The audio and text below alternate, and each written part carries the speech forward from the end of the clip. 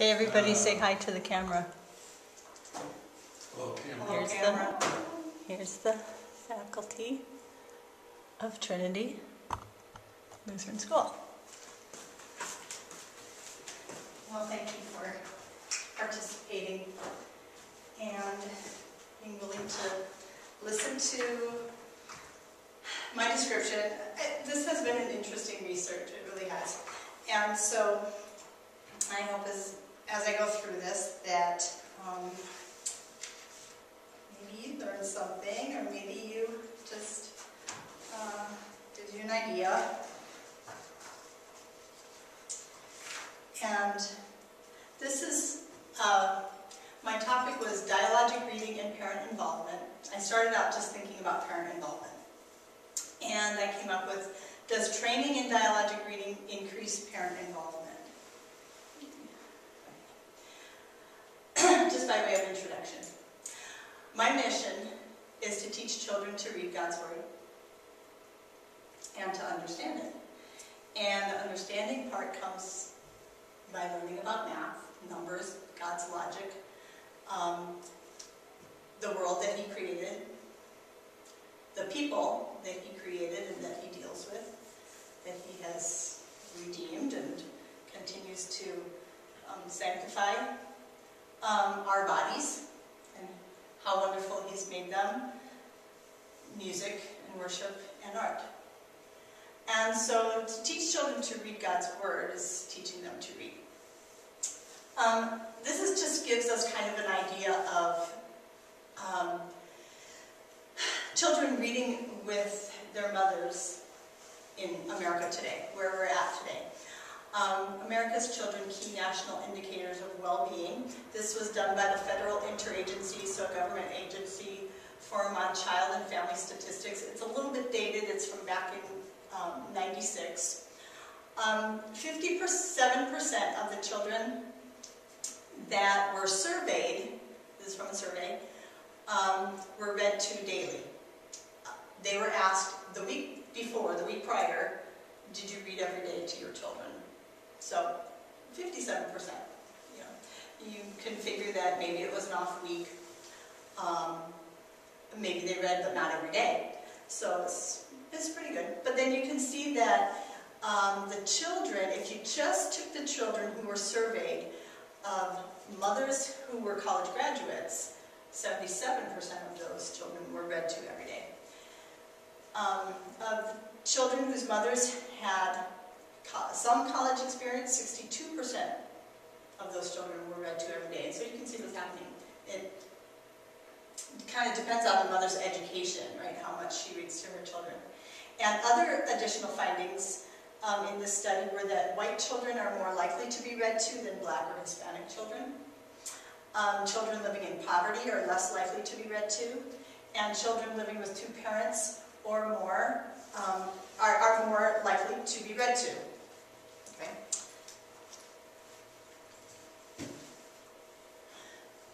Just a little bit of history about parent involvement.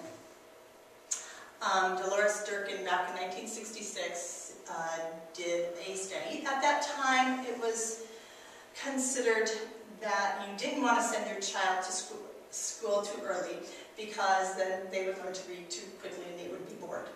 And she did a study about this and found that no, in fact, children that learn to read early are not bored in school.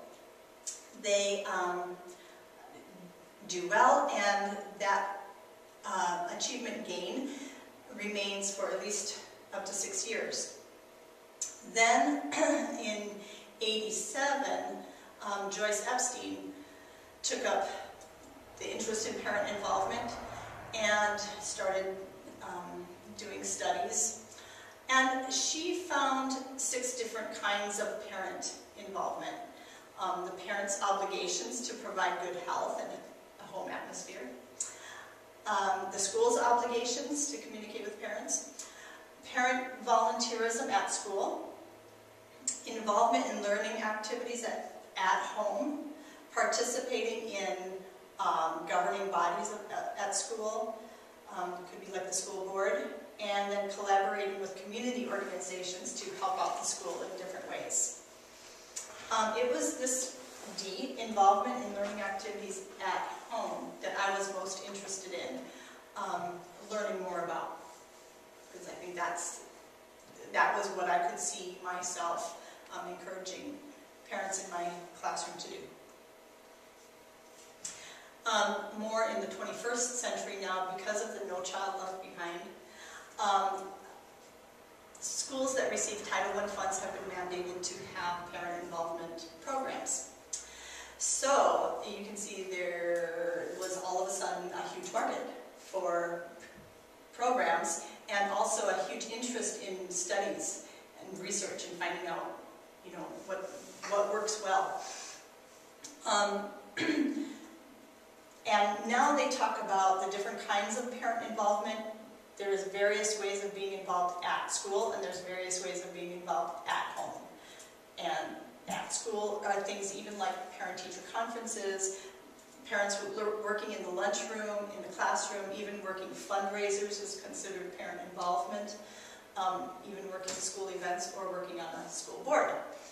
And helping out at home could be reading with the child or helping the child with homework. Any questions or comments so far? Some motivators and barriers to parent involvement. Sometimes parents are motivated to become involved because of their own interest in trying to help their child become a better student.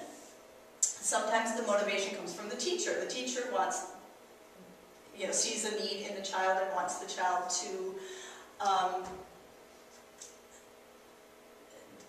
have more achievement, and so it's initiated by the teacher.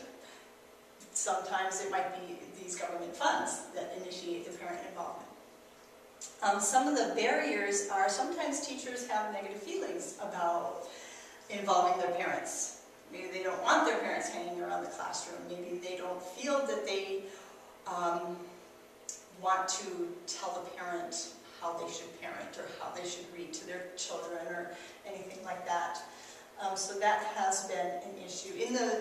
This is all from the research that I've done.